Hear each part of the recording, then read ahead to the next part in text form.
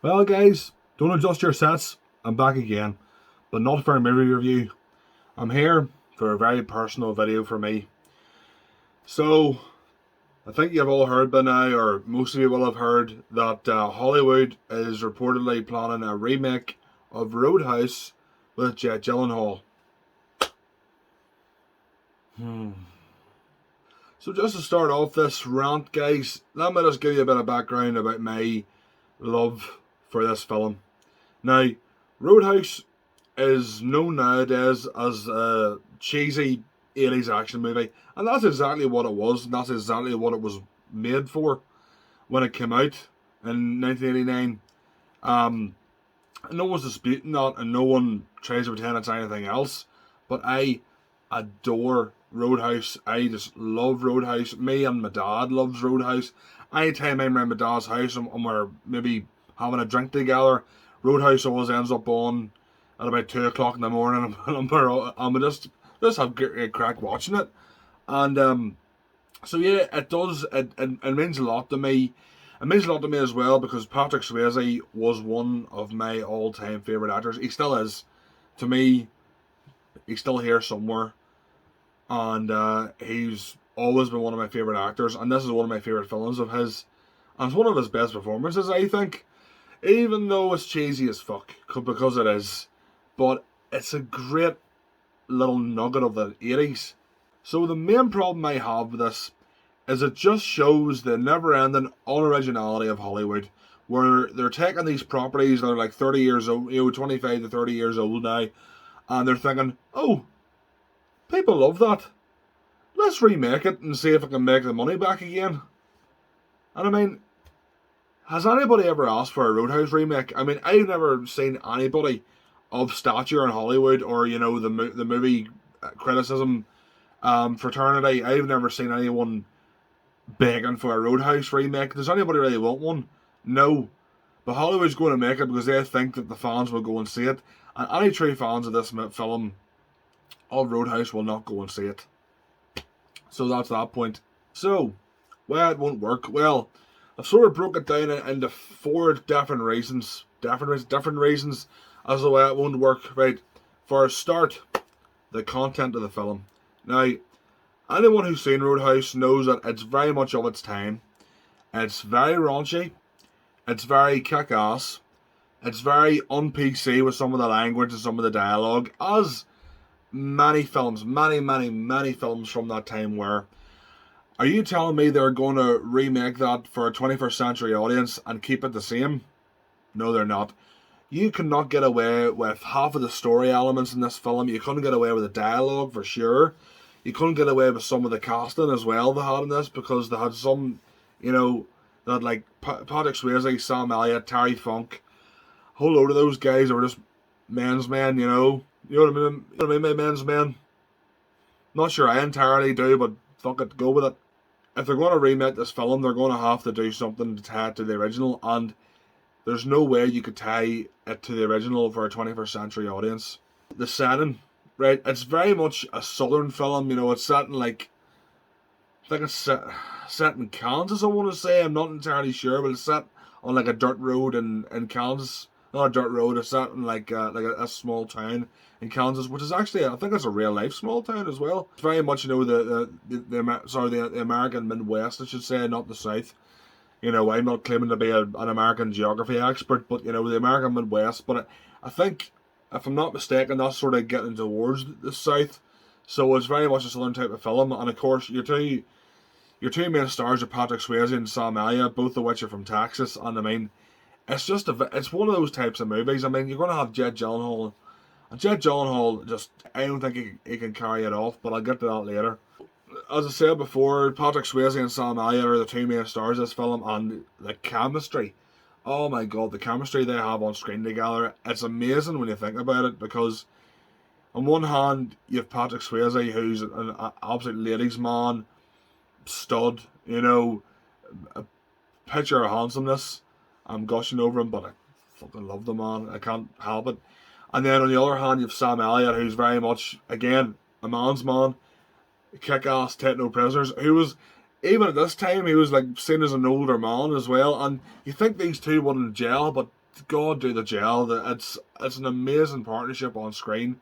And, I mean, Jake Gyllenhaal, again, I'll get to more about him later on, but Jake Gyllenhaal, like, who could you pair him with that could do as good a job as Sam Elliott did as Wade Garrett in this film? There's no way you can do it. It's a fact of life. And sort of the last reason to say why it won't work here is because any time the past 15 years they've tried to do a remake of a Swayze property, it's gone tits up. There was the readaptation of Dirty Dancing, which I think was made for TV anyway, but I don't think anyone even watched it. It goes to show you. There was the 2010, 2011 about then remake of Red Dawn with Thor, Chris Hemsworth, which tanked at the box office. And then there was the 2015 remake of Point Break, which I made about 5-10 minutes into before I turned it off, because I gave up on it before it even started. But from looking at trailers, you can just tell it is a complete shadow of what the 1991 original Point Break was. And again, bombed at the box office. See where I'm going with this? Like, to me, Patrick Swayze himself, but Patrick Swayze films were gold and very much of their era and of their time, and they'll always stand at that. And trying to remake that, you're flogging a dead horse, in my opinion. Another point I'll make is the music. Now, the music in Roadhouse, I think it's a fantastic soundtrack. You know, the main song, When the Night Comes Falling, by the Jeff Healey Band, I think is one of the best theme songs for an 80s movie ever. Sort of the unofficial theme song, but it plays over the credits. Fuck it. I'm going to call it anyway. And, you know, that's the thing. You know, the Jeff Healey Band did the music for the whole film. The Jeff Healey Band was obviously a real band, and in the film, Jeff Healey plays, I can't remember his character's name, but he plays, you know, Dalton's friend, who is blind, and he has this band that plays in the Double Deuce. And their music really adds to it, just adds to the spectacle of the film, I think. And the problem with the music, if they do a remake, is they'll probably use like rap and R&B shit and dubstep and all this shit, and it'll not feel the same. It'll feel cold. It'll feel watered down. It'll take away a lot of the atmosphere, and it'll just be a big mistake as well. So really, the last thing that I'm going to talk about here is the star power. Star power, yes. Anyone outside Northern Ireland, try and work out that one. Star power. So you have to be putting a push telephone voice on. But the star power of Jake Gyllenhaal.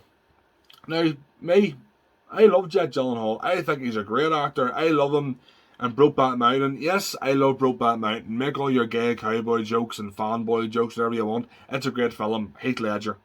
It is a great film. I love him in Brokeback Mountain. I love him in Nightcrawler. I love him in Prisoners alongside Hugh Jackman.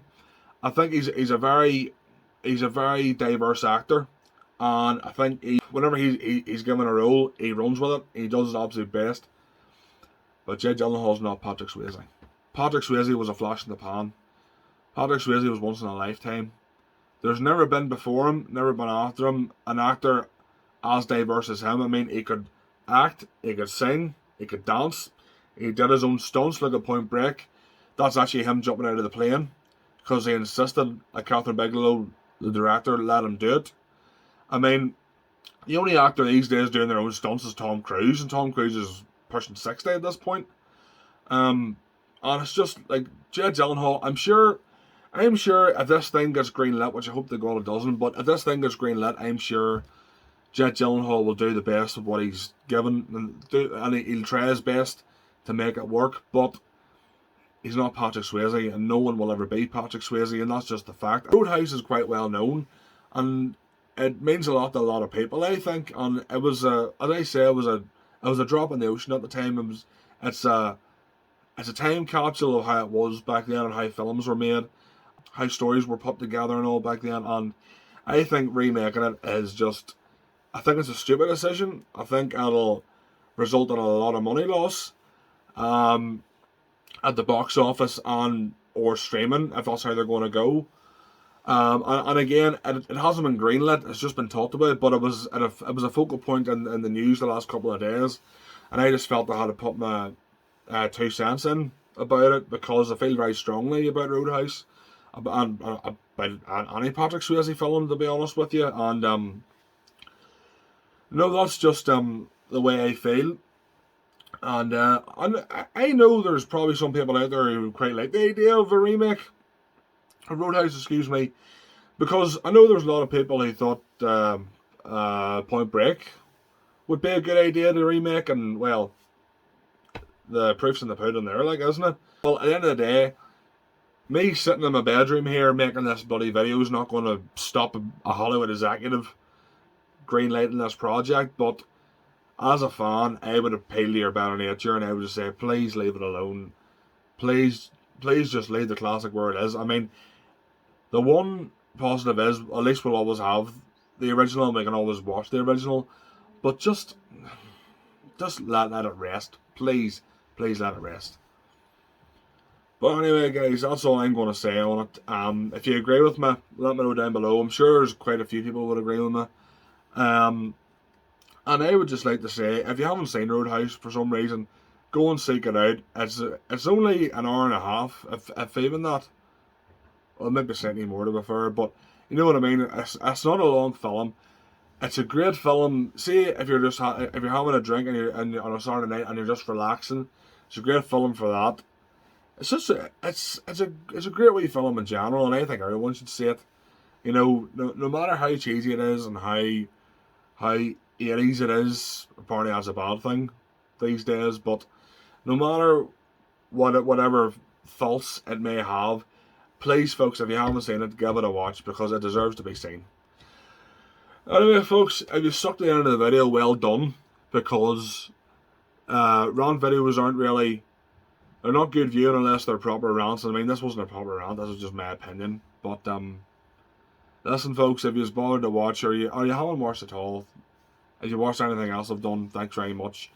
And I'll be back soon with another video. Cheers, folks. All the best.